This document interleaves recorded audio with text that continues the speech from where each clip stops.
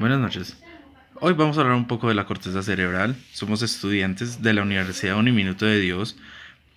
Los que presentan el trabajo son Lady García, Diana Puerta Ocampo y mi persona, Steven Ocampo Zuleta. Somos estudiantes de segundo semestre. Hoy vamos a hablar un poco sobre la corteza cerebral, que está ubicada y que hace la función del sistema nervioso, que es una integración de neuronas, de neurotransmisores, de lóbulos, lóbulo frontal, lóbulo parietal, lóbulo occipital, los cuales cumplen unas funciones de percibir y recepción de las funcionalidades y cómo se transmiten estas interconexiones a nivel de estas superficies cerebrales. Entonces, hablamos un poco de los hemisferios y también de lo que ocurre a nivel neuronal y cómo se transmite la información. Vemos cómo se compone, vemos la estructura, vemos que es un recubrimiento y una capa re fuerte y la más grande que compone el cerebro y la más desarrollada porque es la que más estimula a diario. Esta tiene unas funciones como es la responsable de que el humano piense, perciba, produzca y entienda el lenguaje. Además, hace funciones como el lenguaje y el pensamiento abstracto, junto con aspectos perceptivos del movimiento y otros. La mayor parte del procesamiento de la información ocurre en la corteza cerebral.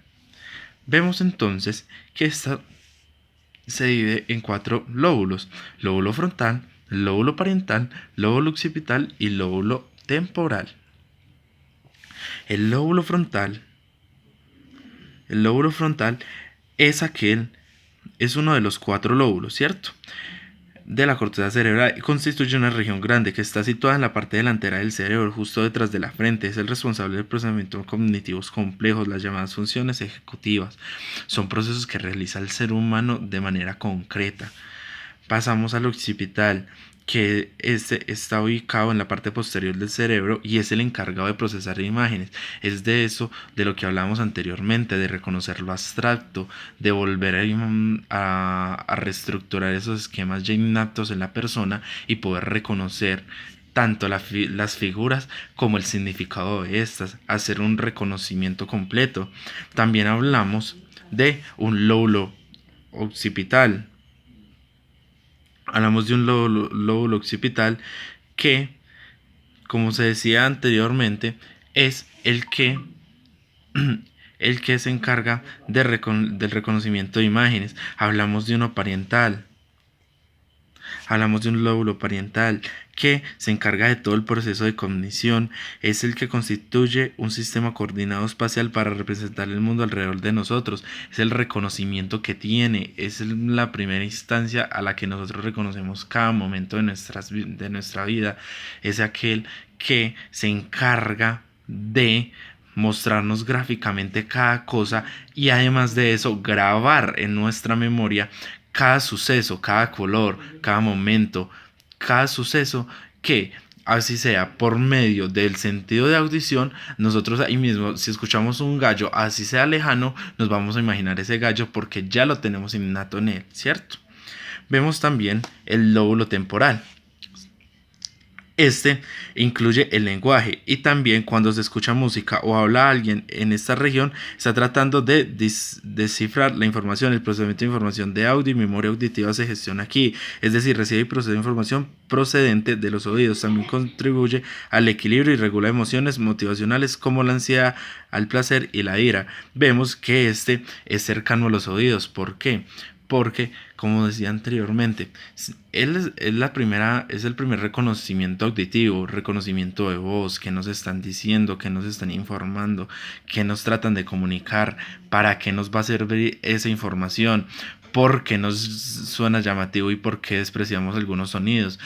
Reconocemos esa ira, como lo decía anteriormente, y además hace parte de varias funciones del equilibrio, porque al perder o tener alguna falencia en esta parte tan importante podríamos causar la pérdida de equilibrio y tener falencias en nuestros procesos motores.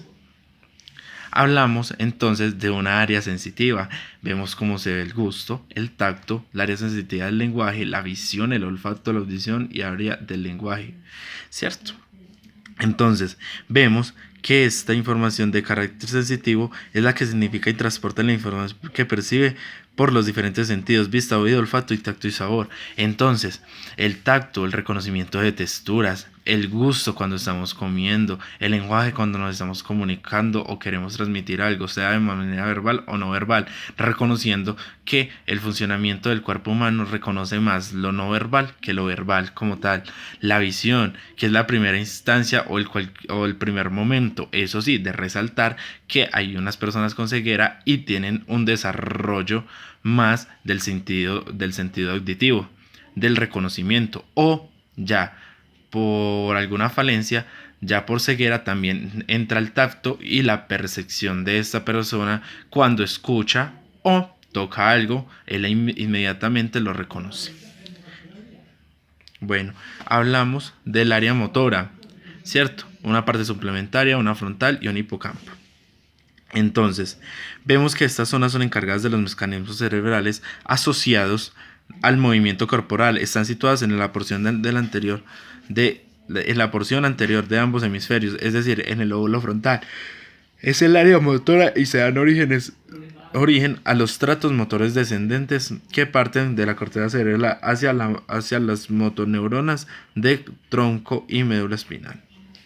Y ya para terminar, vemos también el área de asociación. Ahí volvemos a encontrar el lóbulo frontal, la parietal, la comprensión, el occipital, el lenguaje. Bueno, encontramos todo esto que son aquellas que hacen posible la existencia de las funciones mentales más complejas y abstractas, tales como los mecanismos de memoria, cognición. Es el dominio de esas emociones, la capacidad de razonar y la voluntad, además de esto, que tienen influencia en el desarrollo de la personalidad y la inteligencia, donde se integra cada proceso cognitivo que hace la persona, donde se integra cada sentido, donde se transmite la información, donde ocurre todo el proceso, donde se hace el reconocimiento de lo abstracto, donde se asemeja, donde se hace tan complejo y algo, pero finalmente se llega a extraer toda esa información para poder crear ese conocimiento nuevo que se vuelve innato. Obviamente, todos debemos de pasar por un antes para llegar a un después. Y esto se refleja cuando vemos apenas alguna figura. Bueno, con esto me despido. Muchas gracias.